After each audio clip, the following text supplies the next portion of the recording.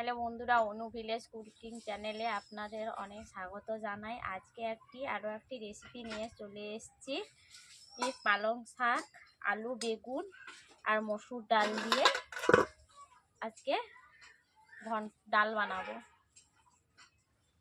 আমি কেমনভাবে বানাবো তা আপনারা ভিডিওটি প্রথম থেকে শেষ পর্যন্ত দেখতে থাকুন। ভালো লাগলে লাইক, কমেন্ট এবং শেয়ার করে সাবস্ক্রাইব করে দেবেন। আমি পালং শাকগুলোকে আগে থেকেই কেটে রেখেছি, এইভাবে ছোটো ছোটো করে কেটেই নিয়েছি পালং শাক। মসুর ডাল নিয়েছি 1 বাটি, আর আলু নিয়েছি দুটো কেটেইছি, বেগুনও একটাই নিয়েছি। শীতকাল মানেই তো পালং শাকের স্বাদটাই অন্যরকম লাগে। যদিও 12 মাস পালং শাক হয়ে থাকে, কিন্তু শীতকালে এই পালং শাকের স্বাদটাই অন্যরকম। পালং শাক কেন, যে কোনো সবজির স্বাদই অন্যরকম থাকে। তার জন্য আমি কিছু ইনগ্রেডিয়েন্টস নিয়ে এসেছি, দেখতেই পাচ্ছেন। পেঁয়াজ কুচো, হলুদ, 5 ফোড়ন, শুকনো লঙ্কা, ভাজা জিরের গুঁড়ো, চিনি, নুন, আর নিয়েছি তরকারি বড়ি নিয়েছি। তরকারি বড়িটা দিলে কি হবে, ডালের স্বাদটা খুবই সুন্দর লাগবে। দেখতেই পাচ্ছেন বন্ধুরা, আমি এখন উনুন জ্বালাতে চলে যাচ্ছি। বন্ধুরা, আমি এখন উনুন জ্বালিয়ে নিয়েছি, কড়াই বসিয়ে দিচ্ছি। কড়াইতে প্রথমে দিয়ে দিচ্ছি জল।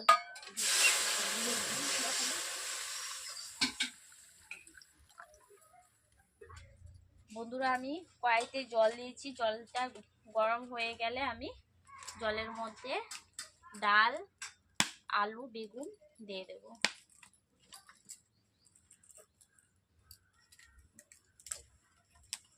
বন্ধুরা, দেখতেই পাচ্ছেন জলের মধ্যে ভাপ উঠছে, অতএব আমার জলটা গরম হয়ে গেছে। তার জন্য আমি প্রথমেই দিয়ে দিচ্ছি ডাল।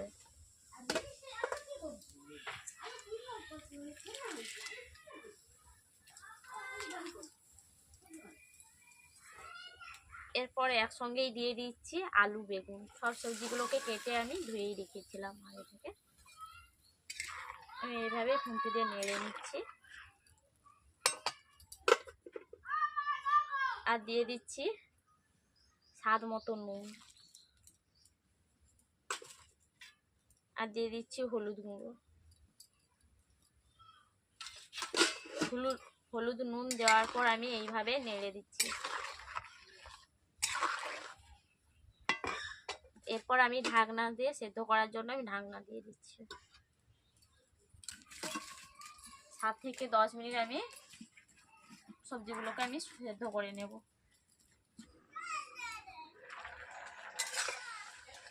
বন্ধুরা, দেখতেই পাচ্ছেন, আমি দেখে নিচ্ছি ঢাকনা খুলে আলুটা সেদ্ধ হয়েছে কিনা।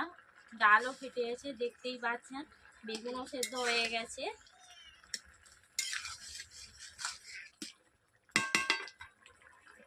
এরপর আমি দিয়ে দিচ্ছি শাক।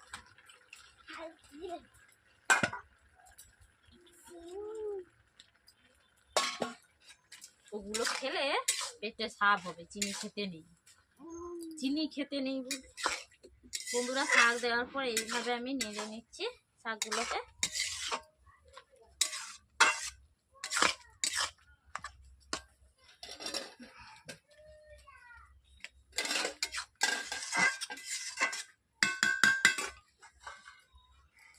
বন্ধুরা, ঢাকনা দিয়ে আমি ঢেকে দিচ্ছি। বন্ধুরা, আমি ঢাকনা খুলে দেখে নিচ্ছি কেমন ভাবে ডালটা সেদ্ধ হয়েছে।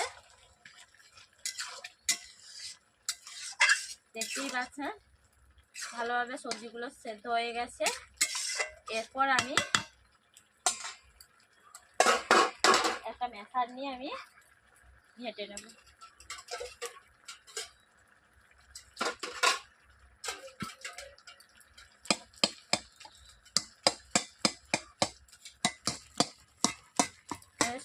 সবজিগুলোকে এইভাবে ঘেঁটে নিচ্ছি, মেশার করে নিচ্ছি, যাতে সবজিগুলো গোটা গোটা না থাকে। একদমই ডাল যেহেতু, তার জন্য আমি সবগুলোকে মেশার করে নিচ্ছি। কথা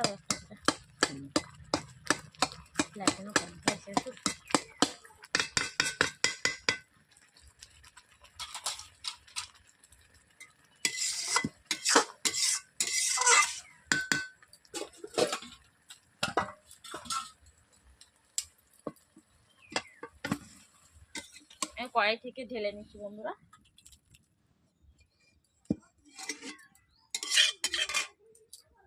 যেহেতু ডালটা ঘন হয়ে গেছে তার জন্য আমি অল্প করে জল দেব, ঠান্ডা জল দেব না, গরম করে একটু জলটাকে গরম করেই দেব। বন্ধুরা জানি না কার কেমন লাগে এই ডালটা, কিন্তু আমারই বেশ ভালো লাগে। শীতকাল চলে এলে এই ডালটা বারবার খেতে ইচ্ছে করে। এই ডালটা দিয়ে এক থালা ভাতও খাওয়া যায়। দেখতেই পাচ্ছেন ডালটা ঘন হয়ে গেছে, তার জন্য আমি অল্প করে একটু জল গরম করে নিচ্ছি, এই ডালের মধ্যে দিয়ে দেব। জলটা ফুটছে, এরপর আমি ডালের মধ্যে দিয়ে দিচ্ছি।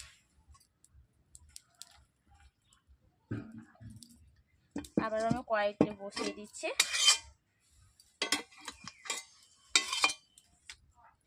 বন্ধুরা দেখতেই পাচ্ছেন ডালটা কেমন হয়েছে সেদ্ধ করা ডাল। এরপর ডালগুলোকে আমি ছুঁকে নেব। ছুঁকে নেওয়ার জন্য আমি প্রথমে তেল দিয়ে দিচ্ছি।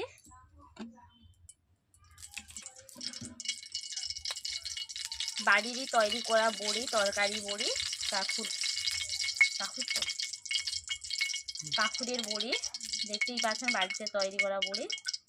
এই বড়ি দিয়ে আজকে ডাল ছুঁকে নেব। প্রথমে বড়িগুলোকে আমি ভেজে নিচ্ছি।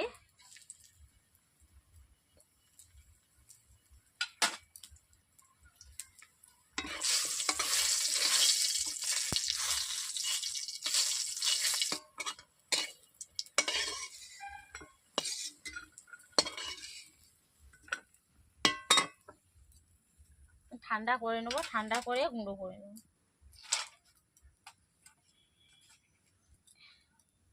এরপর দিয়ে দিচ্ছি দুটো শুকনো লঙ্কা,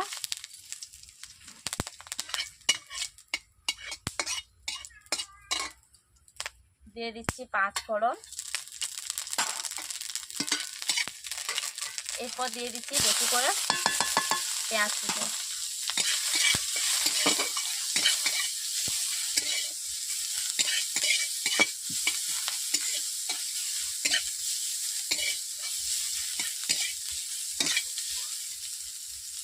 অল্প করে নুন দিয়ে দিচ্ছি পেঁয়াজগুলো গলে যাওয়ার জন্য। পেঁয়াজটাকে বেশি বেশি ভাজবো না, হালকা করে ভেজে নেব। আধা আধা কাঁচা থাকলে ডালের মধ্যে আধা আধা কাঁচা থাকলে মুখে লাগলে খেতে ভালো লাগে।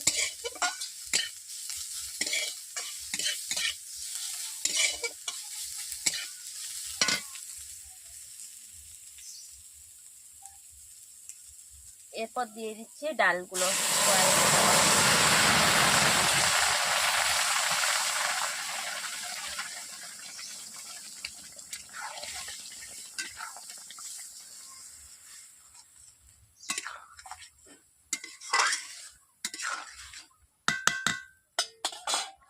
যেহেতু আগে থেকে আমি ডালে নুন দিয়ে রেখেছিলাম, তার জন্য আমি আর নুন দিলাম না, অল্প করে পেঁয়াজের মধ্যেই নুন দিয়ে দিয়েছি। এরপর আমি স্বাদ মতো হালকা করে চিনি দিয়ে দিচ্ছি।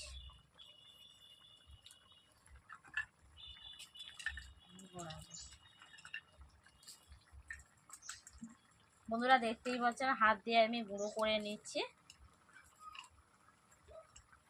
বন্ধুরা দেখতেই পাচ্ছেন আমি হাত দিয়ে বড়িগুলোকে গুঁড়ো করে নিলাম। ডালটা যেহেতু ফুটছে তার মধ্যে ডালের মধ্যে এই বড়িগুলোই দিয়ে দিলাম। এরপর ডালগুলোকে এভাবে নেড়ে দিচ্ছি।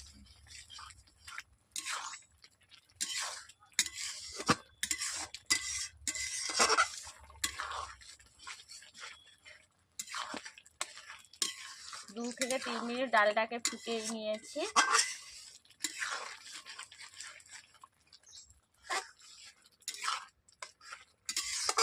গন্ধটাও কি সুন্দর লাগছে, খুবই সুন্দর গন্ধ ডাল থেকে বেরাচ্ছে।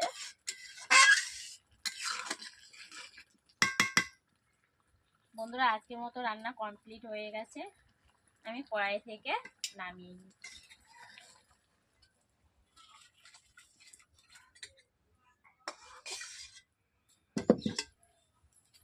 বন্ধুরা সবশেষেই দিয়ে দিচ্ছি ভাজা জিরের গুঁড়ো। ভাজা জিরের গুঁড়োটা দিলে কি হবে, ডালের মধ্যে খুবই টেস্টি লাগবে, খুবই সুন্দর গন্ধ লাগবে।